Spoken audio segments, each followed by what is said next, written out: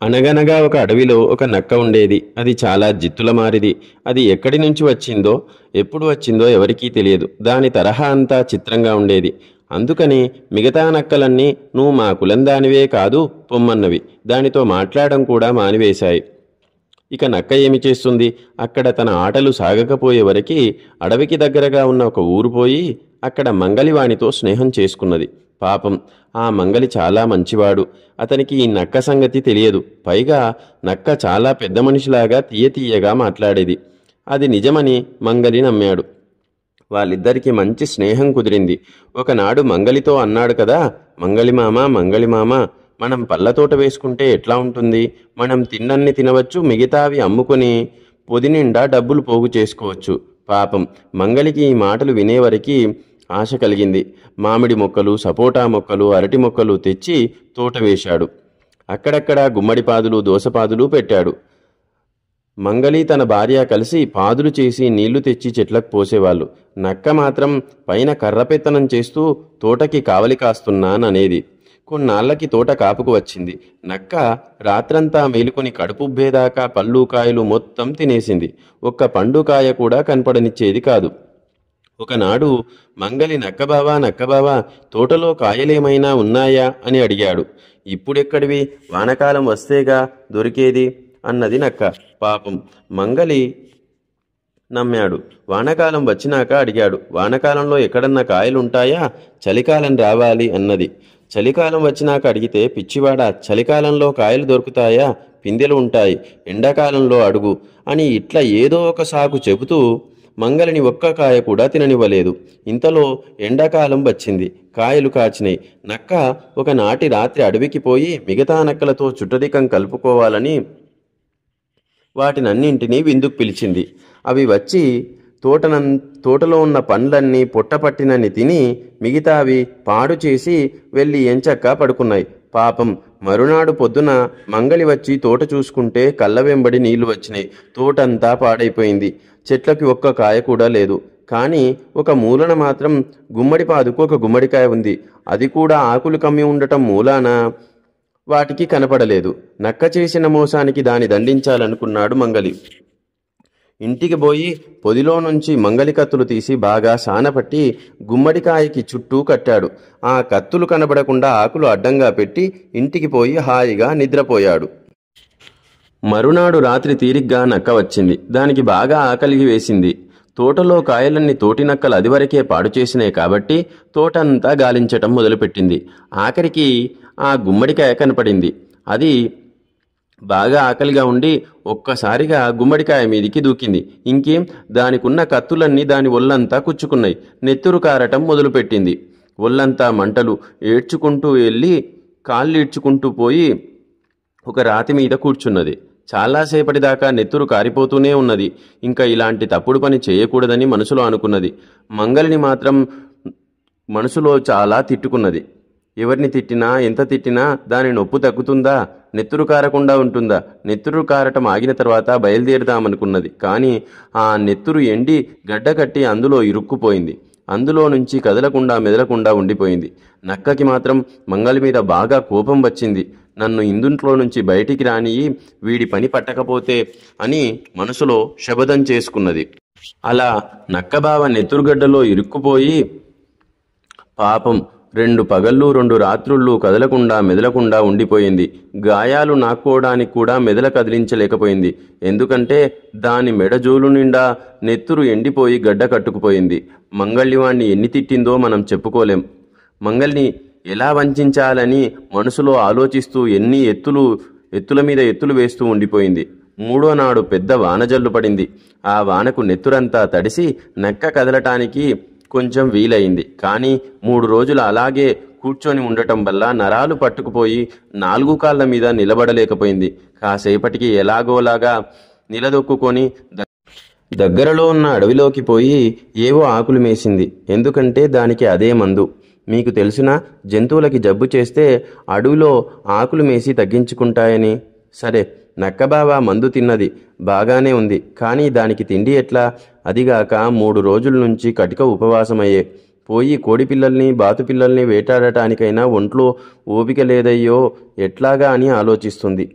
ఆ చెట్టు కింద దానికి మంగలివాడి ఆవు జ్ఞాపకం వచ్చింది. దగ్గర్లోనే ఉంది వాని ఇల్లు. దాన్ని ఎట్లాగన్నా చంపిస్తే హాయిగా 10 రోజులు తినొచ్చు. ఇట్లా ఆలోచిస్తూ ఉండగా అక్కడికి ఒక తోడేళ్ల జంట వచ్చింది. నక్కకు ఒక ఉపాయం తట్టింది. మగ తోడేలును పిలిచి, ఇదిగో తోడేలు మామ, మీకు ఆవు దొరికితే చంపుతారా అని అడిగింది. దానికి తోడేలు సరే అన్నది. అయితే మీరిక్కడే ఉండండి అని చెప్పి నక్కబావ మెల్లిగా మంగలివాడి కొట్టంలోకి పోయింది. అప్పటికి బాగా చీకటి పడింది. మంగలి ఇంట్లో అన్నం తింటున్నాడు. కొట్టంలో ఎవరూ లేరు. మెల్లిగా ఆవుతాడు కొరికి దొడ్డిదోవని ఆవుని తీసుకొచ్చింది. తోడేళ్ళు ఆవు కోసం చెట్టు వెనకాల దాక్కుని ఉని ఆవుని చూడగానే వెనకాల నుంచి పైన దూకి ఆవుని చంపేశాయి. ఈ లోపల మంగలి అన్నం తిని ఆవుకు మేత వేసిపోదామని కొట్టంలోకి వచ్చాడు. ఆవు లేదు. పాపం గాబరాపడి ఇరుగు పొరుగు వాళ్ళను పిలిచి కాగడాలు నూనె బుడ్లు చేతబట్టుకొని వెతుక్కుంటూ తోడేళ్ల దగ్గరికి వస్తూ ఉండగా తోడేళ్ళు మనుషుల్ని చూసి పారిపోయాయి. నక్కబావ అంతకుముందే వాళ్ళని చూచి చెట్టు గుబుర్లో దాక్కున్నాడు. చచ్చిపోయిన ఆవును చూసేసరికి పాపం మంగలికి ఏడుపు వచ్చింది. ఏం చేస్తాడు? ఇంటికొచ్చి పెళ్ళాంతో తోడేళ్లే ఈ పని చేశాయని చెప్పాడు. నక్క మీద వాళ్ళకి కాస్త కూడా అనుమానం రాలేదు. మరునాడు ఉదయాన్నే ఆవు తోలైనా అమ్ముకుందామని మంగలి తోళ్ళు కొనుక్కునే వాళ్ళ దగ్గరికి పోయి చెప్పాడు. వాళ్ళు మాకిప్పుడు చేళ్లల్లో పనులున్నాయి, తీరిక లేదని చెప్పారు. పాపం మంగలి ఏం చేస్తాడు? ఆవుని అలాగే వదిలిపెట్టి ఊరుకున్నాడు. కానీ నక్కబావ చనిపోయిన ఆవు దగ్గరికి వచ్చి ఆవు కడుపుకి రంధ్రం చేసి రాత్రుళ్ళొచ్చి మాంసం తినడం మొదలుపెట్టింది. 3 రోజులైన తర్వాత కడుపు బాగా ఖాళీ అయ్యింది. నక్కబావ మళ్ళీ అక్కడికిక్కడికి తిరగటం ఎందుకని పగలంతా కూడా ఆవు కడుపులోనే ఉండి ఆకలైనప్పుడల్లా మాంసం తినడం మొదలుపెట్టింది. ఇట్లా 4 రోజులయ్యేసరికి మాంసం అయిపోయింది. ఇక నక్కబావ బయటికి పోదామనుకున్నాడు. కానీ ఆవు తోలు ఎండకి ఎండి బెంజం రంధ్రం బాగా బిగుసుకుపోయింది. పాపం నక్కబావ ఏం చేస్తుంది? కొరికి బయటికి రావాలని చూసింది. కానీ దాని తరం కాలేదు. అయ్యో, మళ్ళీ దీంట్లో చిక్కుకున్నానేమిరా దేవుడా అని విచారించింది నక్కబావ. ఏమి లాభం, ఇప్పుడు ఎన్ని అనుకున్నా. ఇలా ఇంకో 2 రోజులు గడిచినాయి. ఒక రోజున తోళ్ల వ్యాపారం చేసుకునేవాళ్ళు ఆ తోవన వస్తుండగా ఎండుకుపోయిన ఆ ఆవును చూసి దీని ఇంటికి లాక్కుపోయి తోలు వల్చుకుంటే బాగుంటుందనుకున్నారు. అనుకుని కొమ్ములు పట్టుకుని ఈడ్చుకుపోబోయారు. నక్కకి ఇది చూసేసరికి పై ప్రాణాలు పైనే పోయాయి. కానీ దానికి చప్పున ఒక ఉపాయం తోచింది. ఎవర్రా మీరు? మీకు మదమెక్కిందా? నేనెవరనుకున్నారు? ఈ ఊరు గ్రామదేవతను. నాకు కోపం తెప్పిస్తారా? మీ ఊరు నాశనం చేయబోతున్నాను.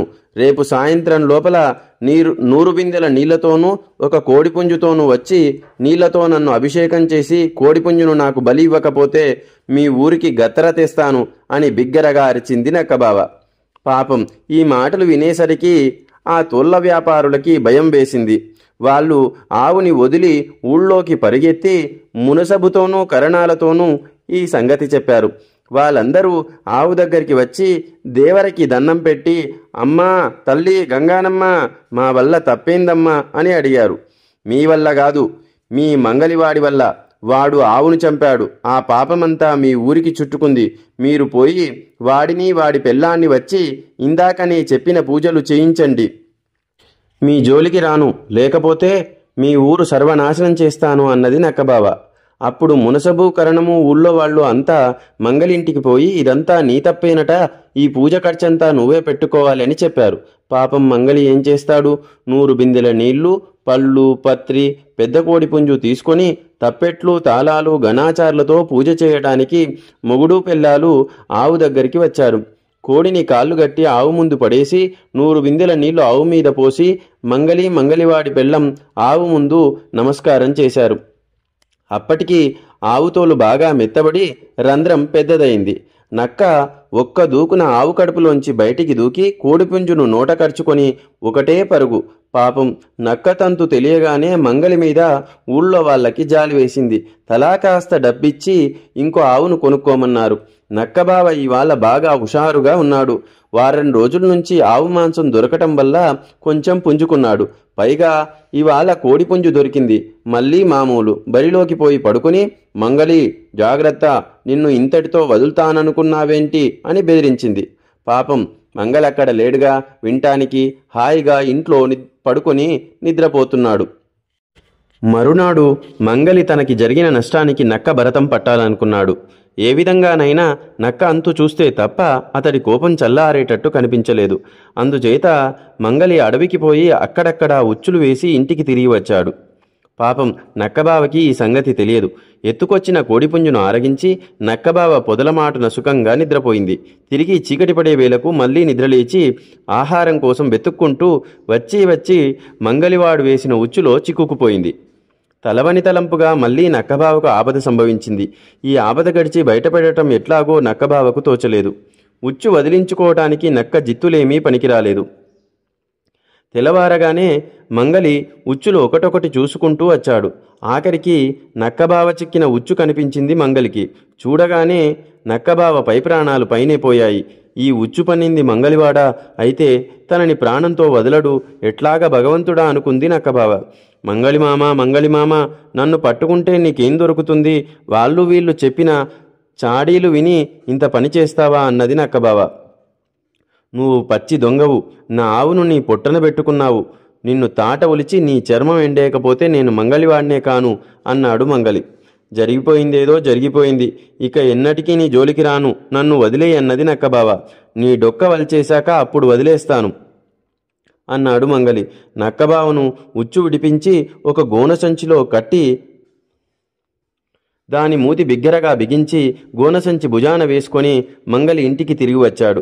గోనసంచి ఒక పక్కగా పడేసి మంగలి తన పెళ్ళాన్ని పిలిచి, ఒసేయ్, ఈ గోనసంచి జాగ్రత్తగా చూస్తూ ఉండు, దగ్గరికి వెళ్ళకు సుమా, అందులో ఉన్న దయ్యం ముక్కు పట్టుకుంటుంది అని చెప్పి మడ్డుకత్తి తీసుకురావటానికి మేదర వాళ్ళ ఇంటికి వెళ్తాడు మంగలి. గోనసంచిలో ఏమి ఉన్న సంగతి మంగలి పెళ్ళానికి తెలియలేదు. కానీ మొగుడు వద్దన్నాడని ఆమె గోనసంచి ఛాయలకు కూడా పోలేదు. నక్కబావ మంగలివాడి పెళ్ళాన్ని మోసం చేయటానికి ఒక చక్కని ఉపాయం ఆలోచించింది. వదినా, గోనసంచి మూతి కాస్త గట్టిగా బిగించవు అని అడిగింది నక్కబావ. మంగలి పెళ్ళాం ఉలిక్కిపడి ఎవరు నువ్వు అని అడిగింది. నేను ఒక గంధర్వుణ్ణి, శాపం చేత ఈ లోకంలోకి వచ్చాను. మంగలి అన్నయ్య నన్ను ఈ గోనసంచిలో పెట్టి నదిలో పడేస్తే నేను మళ్ళీ మా లోకానికి వెళ్ళిపోతాను. మా లోకంలోకి వెళ్లే వరకు నన్నెవరూ చూడరాదు. చూసిన వాళ్ళు అప్సరసలైపోతారు. అందుకని కొంచెం గోనసంచి మూతి గట్టిగా బిగించు, నీకు పుణ్యం ఉంటుంది అన్నది నక్కబావ. మంగలివాడి పెళ్ళానికి ఆశ కలిగి అప్సరస అయిపోవాలని అందుచేత గబగబా గోనసంచి మూత విప్పేసింది. బతుకుదేవుడా అని నక్క గోనసంచిలో నుంచి బయటపడి పిక్కబలం కొద్ది కాలికి బుద్ధి చెప్పి అరణ్యంలోకి పారిపోయింది. మడ్డుకత్తి పట్టుకుని మంగలి తిరిగి వచ్చి చూస్తే ఇంకేముంది, గోనసంచి కాలి. నక్కదారిన నక్కపోయింది. దిగులు మొహంతో పెళ్ళాం కనిపించింది. మంగలివాడు పెళ్ళాన్ని పట్టుకొని చావబాదాడు. నక్కబావను హతమార్చందే నిద్రపోనని మళ్లీ శపథం చేశాడు. నక్కబావ కూడా మంగలివాడి అంతు చూస్తానని శపథం చేసింది. ఇంతగా మోసం చేసిన నక్కబావను ఎట్లాగైనా శిక్షించాలని మంగలివాడు అతడి భార్య గట్టిగా అనుకున్నారు. ఉచ్చులు, వలలు, బోనులు పట్టుకొని వాళ్ళిద్దరూ పొద్దున్నే బయలుదేరి అడవికి వెళ్లారు. మధ్యాహ్నం వేళకి వెంట తెచ్చుకున్న మినపరొట్టెలు తిని నీళ్లు తాగారు. నక్కబావ ఆచూకి తెలుసుకోవడం కోసం అడివంతటా వెతకసాగారు. ఒకచోట వాళ్ళకి అడుగుల జాడలు కనిపించాయి. వాటిని పట్టుకొని పోగా ఎంతోసేపటికి ఒక తోడేలు పిల్ల కనిపించింది. చి, మన శ్రమంతా వృధయింది గదా అనుకున్నారు మంగలివాడు అతడి భార్య. అడవి అంతటా నక్కబావ జాడలే ఉన్నట్టు కనపడింది వారికి. వాటిని పట్టుకొని వెనకకు ముందుకు తిరిగి ఏసారి ఎండవేడికి ఒక పొదలమాటున కాసేపు విశ్రమించదలిచారు. మంగలి కాస్త నడుము వాల్చాడో లేదో మంగలివాడి పెళ్ళాం కెవ్వున కేక పెట్టింది. అదుగో నక్క అన్నది. అంత దూరాన రెండు పొదల మధ్యగా ఏదో పరిగెత్తినట్టు అతడికి కూడా అనిపించింది. దేవుడా అంటూ మంగలి లేచి ఆ వైపు పరిగెత్తాడు. కానీ తీరా వెళ్ళి చూస్తే అది కుందేలు. ఆ భార్యాభర్తలు ఇద్దరూ ఒక్క క్షణం కూడా విశ్రాంతి తీసుకోలేకపోయారు. ఎందుచేతనంటే అనుమానం పెద్ద రోగం గనుక వారికి ప్రతి పొదలోనూ నక్కబావ నక్కి ఉన్నట్టే కనిపించింది. ఒకచోట జల్లితోక, మరొక చోట నల్లముద్ది కనిపించేది. కాళ్ళు ఈడ్చుకుంటూ పోయి చూస్తే ఏమీ ఉండేది కాదు. ఈ విధంగా పగలంతా కాళ్ళు లాగేటట్టు అడవి అంతటా తిరిగి పొద్దుకూకే వేళకి అడవి అంతటా ఉచ్చులు వలలు పన్నసాగారు. వలలు చుట్టూ తిరిగి వచ్చాయి, కానీ ఒకచోట ఖాళీ ఉండిపోయింది. ఆ ఖాళీ గుండా నక్క తప్పించుకుంటుందేమోనని, అది మూయకపోతే ఎట్లా అని ఆలోచిస్తూ అక్కడ ఉన్న కొన్ని చెట్టు కొమ్మలు కొట్టుకొచ్చి ఆ ఖాళీని మూద్దామనుకున్నారు. మంగలి చెట్ల కొమ్ములు కొట్టుకొచ్చాడు. వాటిని దట్టంగా పాతారు. పెళ్ళాన్ని అక్కడే కాపు పెట్టి మంగలి వలలు పన్నిన మేర యావత్తు తిరిగి చూసుకుంటూ వచ్చాడు. ఎక్కడా నక్కబావ చిక్కిన జాడ కూడా కనిపించలేదు. చీకటి పడిపోయింది. అకస్మాత్తుగా మంగలి పెళ్ళానికి కొమ్మల వెనుక ఏదో కదిలినట్టయి కొమ్మల సందుగా చెయ్యి చాచింది. ఆ సమయానికి అవతలి వైపు చేరిన మంగలివాడు కూడా కొమ్మల మధ్యగా నక్కబావ దూరి రావటానికి ప్రయత్నిస్తున్నట్టు తోచింది. వాడు కూడా చెయ్యి చాచి తన వైపు వచ్చే భార్య చేతిని పట్టుకున్నాడు. నా చేతికి ఏదో చిక్కింది అని కేకలు పెట్టాడు మంగలివాడు. నా చేయికి కూడా ఏదో చిక్కింది అని కేక పెట్టింది పెళ్ళాం. గట్టిగా పట్టుకో పోనీ మాకు అన్నాడు మంగలి. తాడు పెట్టి కట్టి తప్పించుకుపోయేను అన్నది భార్య. ఇద్దరూ ఆ చీకట్లో ఎంతో శ్రమపడి ఒకరికొకరు తాళ్ళు గట్టిగా బిగించుకున్నారు. దొరికిందా అన్నాడు మంగలి తాడు లాగుతూ. దొరికింది గాని నన్నే గుంజేస్తుంది అన్నది మంగలి భార్య. పోనీ మాకు గట్టిగా పట్టుకో, నన్ను కూడా గుంజేస్తుంది అని కేక పెట్టాడు. మంగలి ఏమంటే మంగలి పెళ్ళాం పాతిన కొమ్మలకు కాళ్ళు తన్నిపట్టి బలంగా లాగసాగింది. అటు మంగలి బలం కొద్దీ పెళ్ళాన్ని గుంజసాగాడు. నిన్న తప్పించుకుపోయినట్టు అనుకున్నావా? బయటికి రా, నా తడాక చూపిస్తా అన్నాడు మంగలి తాడు లాగుతూ. నిన్నటిలాగా నా కళ్ళల్లో కారం కొట్టి తప్పించుకుపోతావా? ఇప్పుడు నీ బాబేవుడు రక్షిస్తాడు అంటూ లాగింది మంగలి భార్య. వీళ్ళ పెడబొబ్బలు నక్కబావ విన్నది. మంగలి దంపతులు పన్నిన వలల మధ్య అది లేనేలేదు. వేరే ఒక మూల పొదల మధ్యలో గోతిలో పడుకొని పగలంతా నిద్రపోయింది. రాత్రల్లా నిద్రపోయింది. కానీ అర్ధరాత్రి వేళ మంగళి దంపతుల పొలికేకల మూలంగా నక్కబావకు నిద్రాభంగమైంది. వాళ్ళు మధ్య మధ్య తన పేరే ఉచ్చరించటం చూసి తన జాడ కనిపెట్టారేమోనని భయపడింది కూడాను. కానీ వాళ్ళ మాటలు జాగ్రత్తగా వింటే వాళ్ళు తాను దొరికిపోయినట్టే అనుకుంటున్నారని తెలిసింది. ఏదో చమత్కారం జరుగుతున్నట్టుంది, చూద్దామని నక్కబావ అతి జాగ్రత్తగా దారి చూసుకుంటూ మంగలి దంపతులున్న చోటికి చేరుకున్నది. వాళ్ళు ఒకళ్ళనొకళ్ళు గుంజుతున్నారని నక్కబావకు తెలిసిపోయింది. ఈ సందర్భంలో తాను కూడా పాల్గొనాలని నక్కబావకు బుద్ధి పుట్టింది. నన్ను లాగకండి, నాకు బుద్ధి వచ్చింది, చెంపలేసుకుంటా, ఈసారికి నన్ను పోనివ్వండి అని అరిచింది నక్కబావ ఏడుపు గొంతుతో. నక్క గొంతు వినేసరికి మంగలికి పోతున్న బలమంతా తిరిగి వచ్చింది. ఇప్పుడు నీకు బుద్ధి వచ్చిందేం? నా చేతుల్లో ఎట్లాగూ చావు దప్పదు గనుక పై జన్మకి బుద్ధి పనికి వస్తుందిలే అన్నాడు మంగలి బలం కొద్దీ పెళ్ళాన్ని లాగుతూ. ఇంకా నీ మాటలు నమ్ముతాంగా, ఏమే నీ వగలు అన్నది మంగలి భార్య మరింత గట్టిగా మొగుణ్ణి లాగుతూ. తల్లి, చచ్చి నీ కడుపున పుడతా, నన్ను ఈసారికి వదిలిపెట్టు అని మళ్ళీ నక్క దొంగ ఏడుపు ఏడ్చింది. ఈ సమయానికే మంగలి తన బలం కొద్దీ పెళ్ళాన్ని ఒక్క గుంజు గుంజేసరికి మంగలి పెళ్ళాం కింద పడిపోయింది. మంగలి ఆమెను కొమ్మెల మధ్యగా పడేసి ఈడవసాగాడు. ఆ ఆయాసంతో మంగలి పెళ్ళానికి స్పృహ తప్పిపోయింది. అందుచేత ఆమె మాట్లాడటం లేదు. పెళ్ళాం ఎప్పుడైతే తనను లాగటం మానేసిందో మంగలి నక్కబావ పని అయిపోయిందనుకున్నాడు. చేతిలో ఉన్న తాడు భద్రంగా పట్టుకుని కొమ్మల మధ్య ఇరుక్కుపోయిన పెళ్ళాం దగ్గరికి వచ్చాడు. ఇదంతా చూస్తున్న నక్కబావ, నీ కడుపు చల్లగా 1000 ఏళ్ళు బతుకమ్మ, నన్ను వదిలించి ఈసారికి నా ప్రాణం రక్షించావు అంటూ దూరంగా వెళ్ళిపోయింది. నీ దొంగెత్తులు నా దగ్గరనా? నేనెవడనుకున్నావు అంటూ మంగలి స్పృహ తప్పిపడి ఉన్న పెళ్ళాన్ని చీకట్లో పోల్చుకోలేక దుడ్డుకర్రతో చావబాదాడు. ఈ దెబ్బకు స్పృహ వచ్చి మంగళి పెళ్ళాం కుయ్యో మొర్రో అంటూ లేచింది.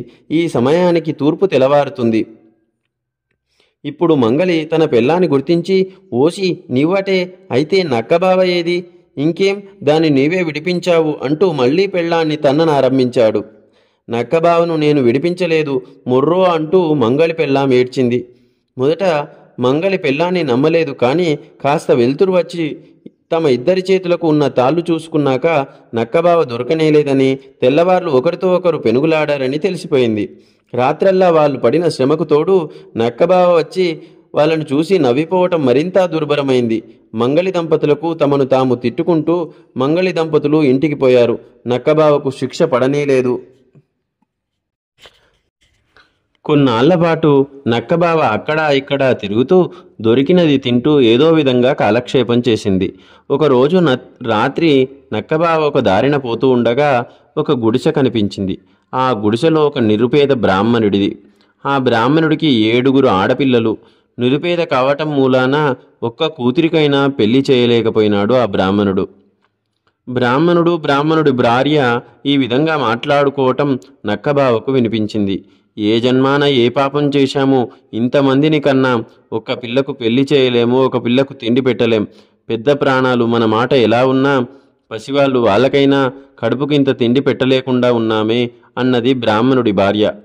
7 పిల్లలకు తిండి పెట్టడం నా చేత కాదు, వాళ్ళకి సంబంధాలు తీసుకురావటం అంతకన్నా చేత కాదు. అందుచేత దారిన పోయే ఏ కుక్కకో నక్కకో ఇచ్చి వీళ్ళందరి పెళ్లిళ్ళు చేసేస్తాను అని గొనిగాడు బ్రాహ్మణుడు. ఈ మాట వినేసరికి నక్కబావ చాలా సంతోషమయ్యింది.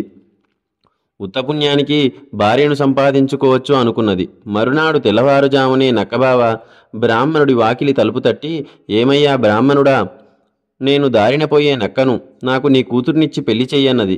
నక్కబావ మాటకు బ్రాహ్మణుడు నిర్ఘాంతపోయినాడు. రాత్రి విసుగులో అన్న మాటలు ఆ బ్రాహ్మణుడికి జ్ఞాపకం లేవు. మా అమ్మాయిని నీకివ్వడమేమిటి, నువ్వు మనిషివి కూడా కావు, పో పో అని బ్రాహ్మణుడు బెదిరించాడు. అయ్యో బ్రాహ్మణుడా, పొద్దున్నే లేచి అబద్ధమాడతావా? నేనంటే జిత్తుల మారి నక్కను, నువ్వు ఆడి తప్పని సద్బ్రాహ్మణుడివే. దారిన పోయే నక్కకైనా ఇచ్చి నీ కూతుర్నిచ్చి పెళ్లి చేస్తానని నువ్వు రాత్రి అనలేదా అన్నది నక్కబావ. అది మాట వరుస కన్నమాట, దాని నిజం తీసుకుంటారా?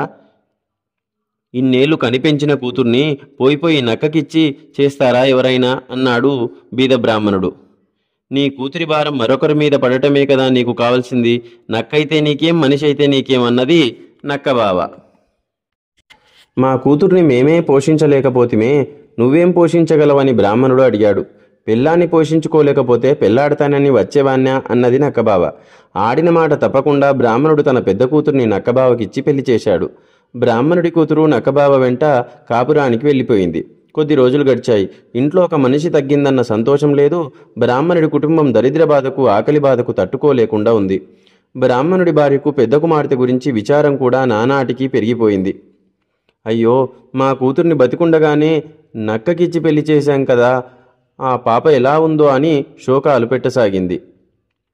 తన కూతుర్లు ఎట్లా ఉన్నది చూడటానికి బ్రాహ్మణుడు ప్రయాణమయ్యాడు. తన మామగారు తన కోసం వస్తున్న సమాచారం కనిపెట్టి నక్కబావ ఎదురు వచ్చి బ్రాహ్మణ్ణి ఒక రాతి మీద కూర్చోబెట్టి కుశల ప్రశ్న చేసింది. మా అమ్మాయి ఎక్కడా, మీ ఇల్లెక్కడా, కులాసాగా ఉందా, అసలు జీవించి ఉందా అని బ్రాహ్మణుడు ఆతుర్తగా అడిగాడు. మీ కూతురు గురించి మీకేం చింత అవసరం లేదు, కులాసాగానే ఉంది, ఇక్కడే ఉండండి, ఇప్పుడే తీసుకొస్తాను, మీరు మాత్రం మా ఇంటికి రావటానికి వీల్లేదు అని నక్కబావ వెళ్ళిపోయింది. కొద్దిసేపట్లో నక్కబావ బ్రాహ్మణుడి కూతురు తిరిగి వచ్చారు. తన కుమార్తె చక్కని దుస్తులు, నగలు ధరించి ఉండటం చూసి బ్రాహ్మణుడు చాలా సంతోషించి, అల్లుడా, నీ గురించి నేనేమేమో భావించాను, కానీ నువ్వు చాలా మంచివాడివి. మేమంతా ఆకలితో అలమడత పడుతున్నందుకైనా మాకేదైనా దారి చూపించొద్దు అని బ్రతిమాలాడు. దొంగతిండి తినే నక్కను, నా దగ్గర మాత్రం ఏముంటుంది, ఆగు, ఒక దానిమ్మ పండిస్తాను, దాన్ని తీసుకుపోయి దొడ్లో పాతండి, అది త్వరలోనే వృద్ధి అయి మంచి కాపు కాస్తుంది, ఆ పళ్ళు అమ్ముకుంటే మీ దరిద్రం తీరుతుంది అన్నది నక్క. బ్రాహ్మణుడు నక్కబావ ఇచ్చిన దానిమ్మ పండు తీసుకుని వెళ్ళి ఆ రాత్రే దాన్ని దొడ్లో పాతేశాడు. మరునాడు తెల్లవారి చూసేసరికి వాళ్ళకి ఆశ్చర్యం ఏమిటంటే, దానిమ్మ పండు పాతిన చోట ఒక పెద్ద దానిమ్మ చెట్టు ఉంది. దాని నిండా దానిమ్మ పళ్ళు విరిగా కాచి పక్వానికి వచ్చి ఉన్నాయి. ఇది చూడగానే బ్రాహ్మణుడికి సంతోషం వేసింది.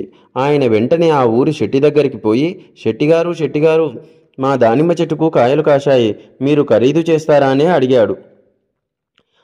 శెట్టిగారికి దానిమ్మకాయ వ్యాపారం చేయాలని ఉద్దేశం లేదు, కానీ తన భార్య గర్భవతిగా ఉన్న కారణం చేత ఒక 2 దానిమ్మకాయలు కొసరుగా తీసుకుందామనే దుర్బుద్ధి పుట్టి సరే, ఒకవేళ సరుకు నాకు నచ్చితే నేను తీసుకుంటాను అని చెప్పి 2 పండ్లు తీసుకొని రమ్మన్నాడు.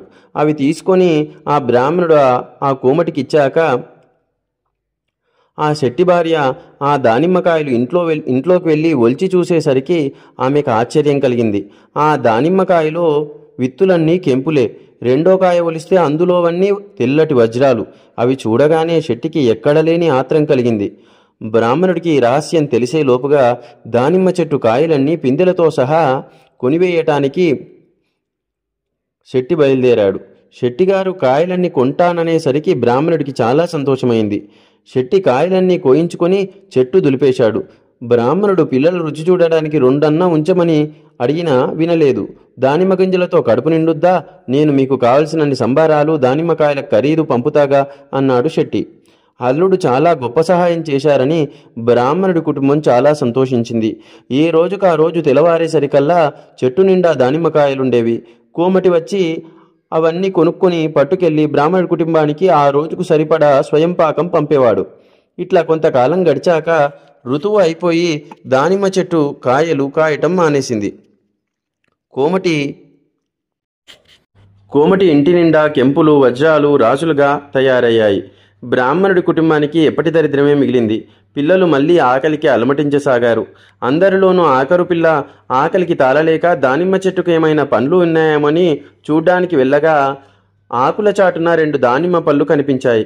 సంతోషంతో ఆ పిల్ల ఆ 2 పళ్ళు కోసి తినటానికి పగలగొట్టేసరికి ఆశ్చర్యం కలిగింది. వాటిలో దగదగా మెరుస్తున్న రత్నాలు కనిపించాయి. ఈ సంగతిని చూసి బ్రాహ్మణుడు శెట్టి తనను మోసగించాడని కనుక్కొని శెట్టి ఇంటికి వెళ్ళాడు. నాకు స్వయంపాకాలిచ్చి రత్నాలు పోగు చేసుకుంటావా అని శెట్టిని అడిగాడు.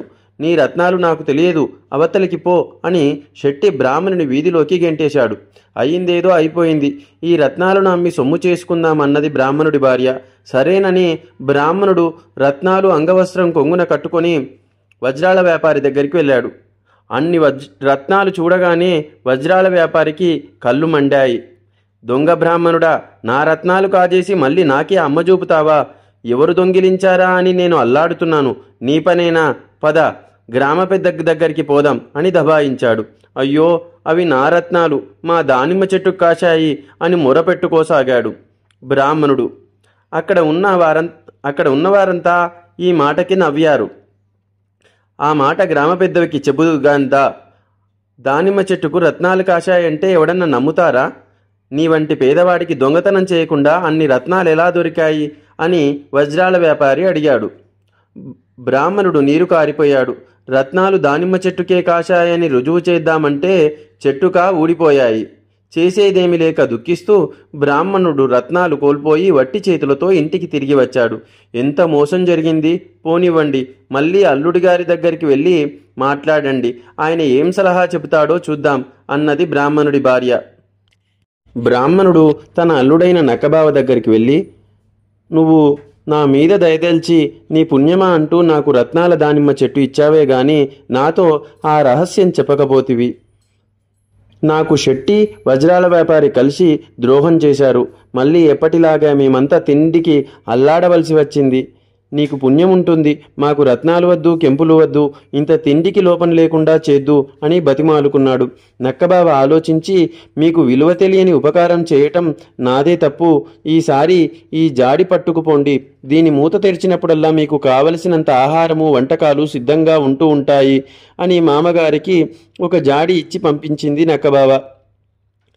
బ్రాహ్మణుడు సంతోషించి ఆ జాడీ పట్టుకొని ఇంటికి వెళ్ళాడు. జాడి మూత తెరవగానే అందులో కమ్మగా తయారైన కూరలు, పప్పులు, పచ్చళ్ళు, భక్ష్యాలు సిద్ధంగా ఉన్నాయి. బ్రాహ్మణుడి సంసారానికి ఆకలి బాధ తీరింది. కొంతకాలం గడిచాక బ్రాహ్మణుడి భార్యకు ఒక ఆలోచన తట్టింది. మనకు లేనప్పుడు ఒకరికి పెట్టింది లేదు, అల్లుడి గారి దయ వల్ల మనకింత తిండి దొరికింది. ఇప్పుడైనా నలుగురిని పిలుచుకొని ఇంత అన్నదానం చేసుకోకపోతే ముందు జన్మకు పుణ్యం ఎట్లా వస్తుంది అని మొగుడి చేత ఊరందరినీ భోజనాలకు పిలువమని చెప్పింది. పేద బ్రాహ్మణుడు ఊరందరికీ అన్నసంతర్పణ చేస్తున్నాడంటే అందరికీ ఆశ్చర్యం కలిగింది.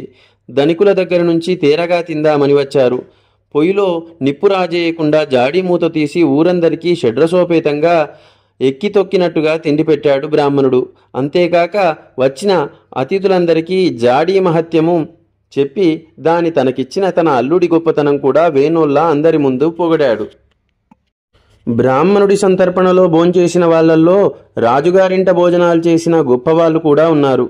వాళ్ళు రాజుగారి దగ్గరికి పోయి, మహారాజా, ఏమని చెప్పం, మన ఊళ్ళో ఉన్న ఒక బీద బ్రాహ్మణుడి దగ్గర ఒక జాడి ఉంది. దాని మూత తీసినప్పుడల్లా అందులో నుంచి అద్భుతమైన వంటకాలు వస్తాయి. వాటి ముందు నలభీమ పాకాలెందుకు? అది నిజంగా తమబోటి ప్రభువుల దగ్గర ఉండదగిన జాడి గాని పేద బ్రాహ్మణుడి దగ్గర ఉండదగినది కాదు. ఆ బ్రాహ్మణుడు రోజు సంతర్పణలు చేయగలడు. అప్పుడు మీ విందులకెవరు వస్తారు అని చెప్పారు.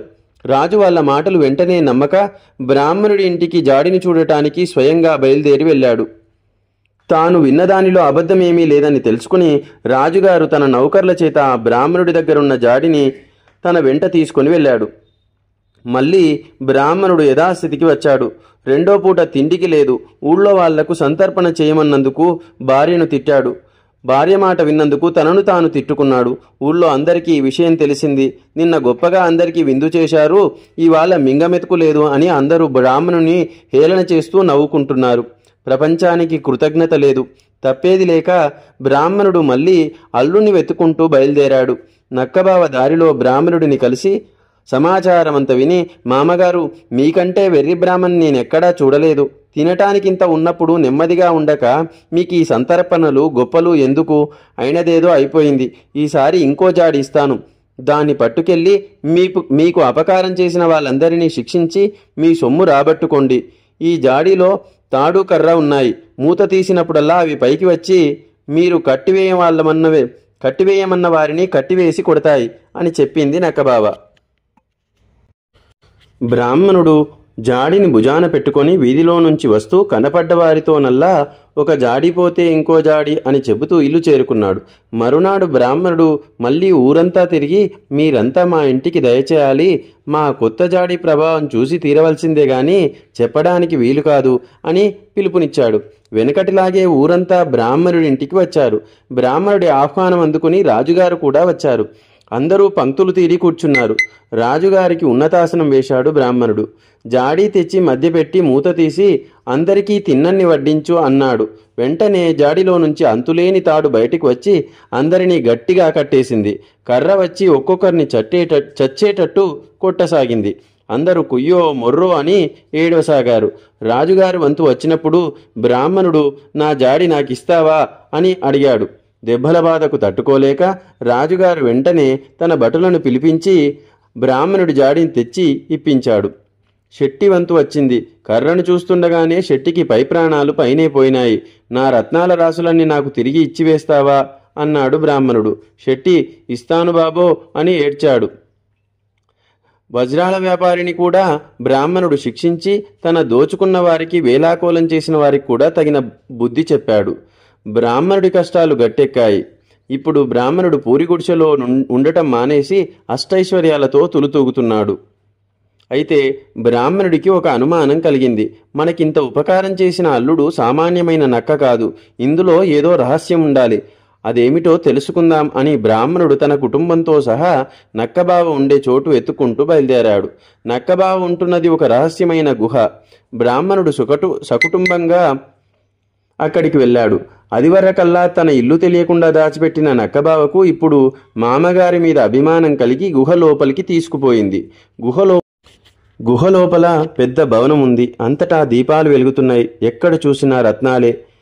ఇది చూసి అందరూ ఆశ్చర్యపడ్డారు. నక్కకు ఇటువంటి ఇల్లు ఎలా వచ్చింది ఎవరికీ తెలియదు. అయితే నక్కబావ రహస్యం బ్రాహ్మణుడి చివరి కూతురు కనిపెట్టింది. అతడు ఒక రాజకుమారుడు. అతనికి నక్కలాగా సంచరించటం సరదా. అందుచేత బయటకి వచ్చినప్పుడల్లా నక్క శరీరంలో పరకాయ ప్రవేశం చేసి తిరుగుతూ ఉంటాడు. తన గుహలోకి వెళ్ళినప్పుడు మామూలు మనిషి అయిపోయి నక్క శరీరాన్ని భద్రంగా దాస్తూ ఉంటాడు.